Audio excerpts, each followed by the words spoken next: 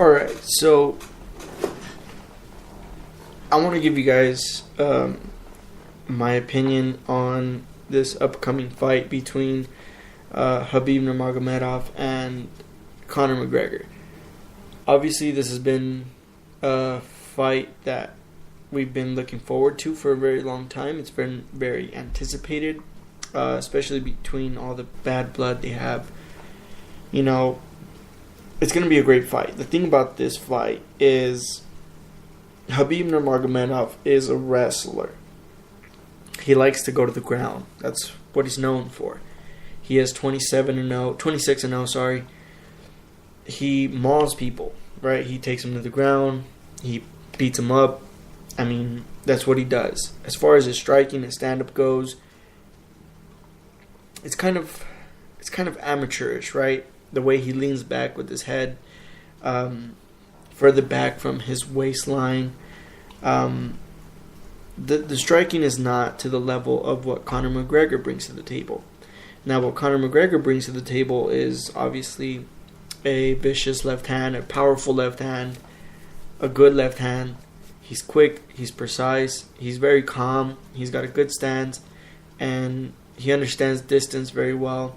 He takes control of the octagon. I feel Conor's going to be putting the pressure more than Khabib in the fight.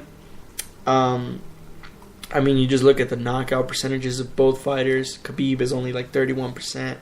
Conor's like 86%. So obviously, if this fight does end in a knockout, it will be by, in my opinion, Conor McGregor, and I can see it happening within the first 2 rounds. I could see happening what happened to Eddie Alvarez, where Conor just picks him apart, lands combinations and just picks him apart standing up, doesn't let him shoot.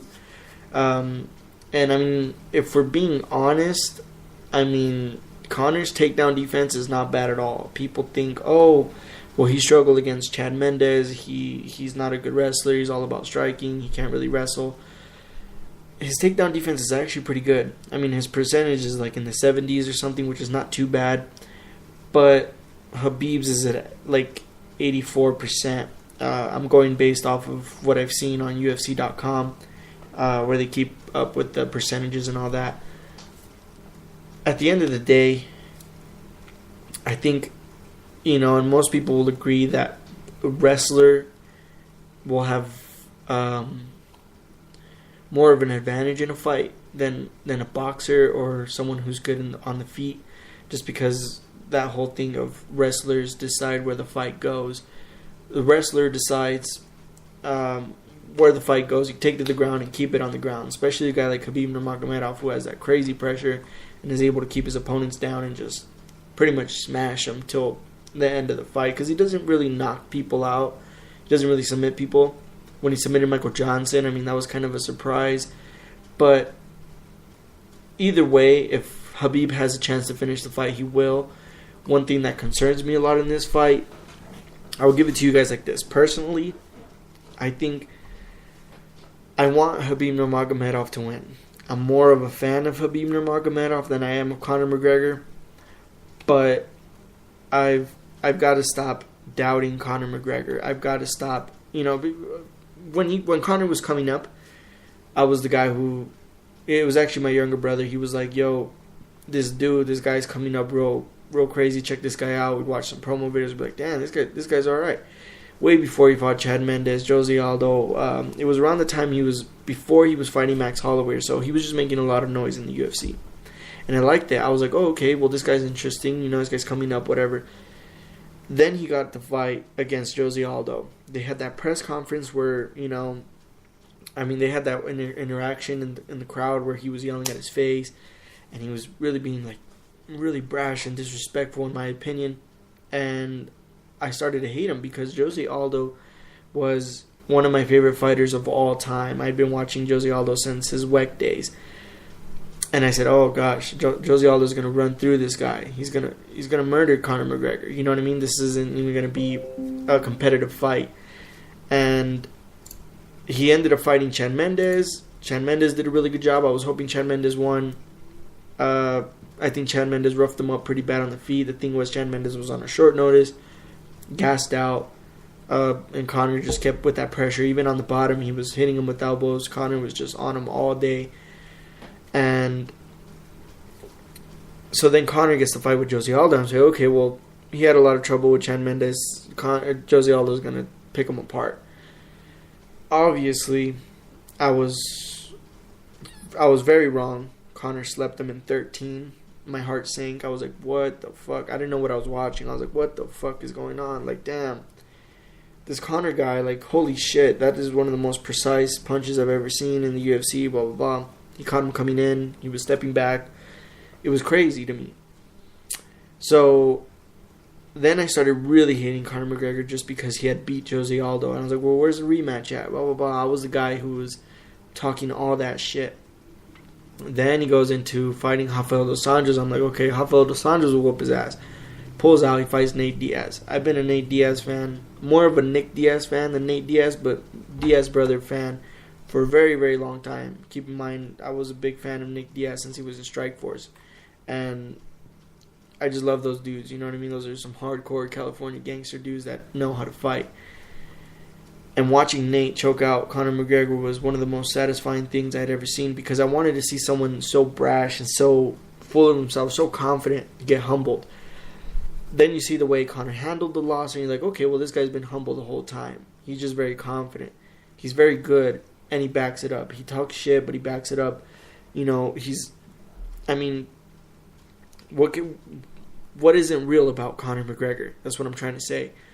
So I started to respect him a little more after the loss. He handled it like a champ. He, you know, kept his head up, did the interview, post-conference, did everything. So then my respect for him went a little bit up. They had the second fight. In my opinion, I thought he lost. I had Diaz winning by one more round, but that's up to personal opinion. What I think depending on who you are, you could have scored it differently. So then that happens, and then there's no rubber match. There's no third fight. I'm like, what the hell? Nate gave you an immediate rematch. So then I start hating on this guy again. And then he fights Eddie Alvarez. I'm like, oh, Eddie Alvarez is going to run through him. Eddie Alvarez, I mean, he's been through it all. He's a tough dude. He's going to come forward. He's going to get it. And we all know what happened there. So Eddie Alvarez got pretty much embarrassed. Khabib Nurmagomedov fought that same night. He fought Michael Johnson was when he tapped him out. And we'd been watching Khabib Nurmagomedov, me and my younger brother, for a very long time. The thing that struck me the most was, I think the greatest of all time, my favorite UFC fighter of all time, number one was Georges St. Pierre. He's the perfect MMA fighter. You know what I mean? He's perfect. He can stand. He can go to the ground. His takedown defense was one of the highest I've ever seen. He was just amazing. He was literally the best MMA fighter I had ever seen in my life. So Khabib was coming in at the time. He was like 23-0, and I was looking at his takedown percentages and takedown defense, and I was blown away. I said, "Whoa, I haven't seen numbers that high since Georges St. Pierre." So then I started thinking, is this guy the next Georges St. Pierre? He is 23-0. That is impressive. Keep in mind, George has 2 losses. They were both avenged, so I mean, technically they cancel out, but they're still on the record. Khabib hasn't had a loss yet. And my brother was like, yeah, I've been watching this dude come up. He's a monster, dude. He had like the most takedowns in a single round, you know, and this and that. I'm like, damn, this guy's an animal. Okay, and then he was supposed to fight Tony Ferguson. Apparently that fight got rescheduled like 4 or 5 times, you know, afterwards. But I think Khabib Nurmagomedov is just a powerhouse. And he brings a really, really strong grappling game that most people don't know how to handle. And the reason I think most people don't know how to handle it is because they don't have the striking that Conor McGregor has.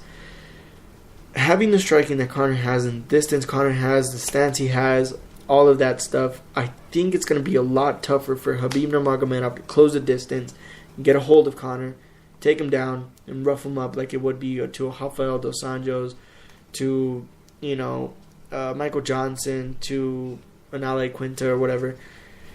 Conor just poses, he covers so much space in the octagon where I believe it'll be very hard for Khabib to get close to him. So, like Joe Rogan put it in his podcast, whoever's able to close the distance first will be the winner. Whether it's Conor, whether it's Khabib, whoever closes that distance first will be the winner. And I think that's the way it's going to go, because if Conor's able to close that distance first and get to Khabib and his chin, he claims he has a glass jaw. Maybe he does. I mean, we've seen him tagged.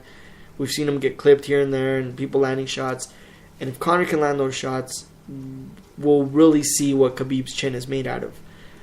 But if that doesn't happen and Khabib is able to go to the ground immediately, or even distance himself and somehow clinch up and take it to the ground, that's a wrap. That's a game. That's game.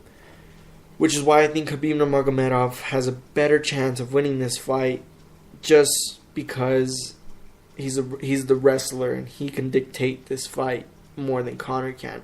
Am I saying Conor's not going to catch him?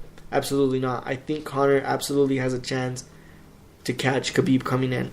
He has a chance to clip him. He has a chance to knock him out. But Khabib, for the long route, for the safe route, is the stronger wrestler, and he can dictate this fight. If Khabib does win this fight, he goes to 27-0. He submits his legacy, and the only person I see him fighting after this is either Tony Ferguson or George St. Pierre, because he fights for, quote-unquote, his legacy. As far as Conor goes, if Conor beats Khabib, I see Conor having a rubber match, a third fight with Nate Diaz for the 155 strap. I think that's what Conor is planning. That's the only pay-per-view that I see, and the only fight I see surpassing this pay-per-view for UFC 229. If Conor does win, I don't see any other pay-per-view or any other number or any other fight that makes more sense money-wise for Conor McGregor, or business-wise for Conor McGregor, than a Nate Diaz rubber match for the belt. I mean, that's bigger than the previous two fights. That's bigger than the first fight, which was just that fight at 170, just a 2 days notice, whatever, or however many days notice. It's better than the rematch, which was a good fight, but had no belt included, had no real value or ranking or anything. And a third fight, if Conor does beat Khabib and knocks him out, I see that happening. A rubber match for the belt. Boom. Pay-per-view numbers off the roof. But, I mean, Khabib is just a little too good, in my opinion. I see the odds favoring Khabib Nurmagomedov over Conor McGregor. But, Conor does have a 4-inch reach advantage on him. He can definitely clip him. He can definitely catch him coming in. And if Khabib does have that glass jaw that Conor claims he has, we might be seeing an Eddie Alvarez, Jose Aldo experience all over again. Him derailing the most dangerous, crazy fighter, to compete in the octagon. 26-0, the Russian, the Eagle, Khabib Nurmagomedov. I mean, it will just add on to Conor's legacy and star power dramatically. But, like I said, I think Khabib is a safer bet. I think Khabib has more tools and more possibility to win this fight just because of his grappling. Dictate the fight, beat him up, submit him. It worries me that Khabib says he's going to toy with them and talk with them and play around, because if you don't finish that fight, son, Conor's going to sleep your ass. You know what I mean? Conor, you don't want to let Conor a second chance. If you can choke him out, choke him out. If you can submit him, submit him. If you can TKO him right then and there, finish it. I don't want to see Khabib, not finish it and play with them and then get slept in the fourth round. I don't know, folks. We'll see. I mean, that's just my opinion. Let me know if you guys have a different opinion and why you guys have that opinion. And, I mean, we'll see what happens. We'll see October 6th.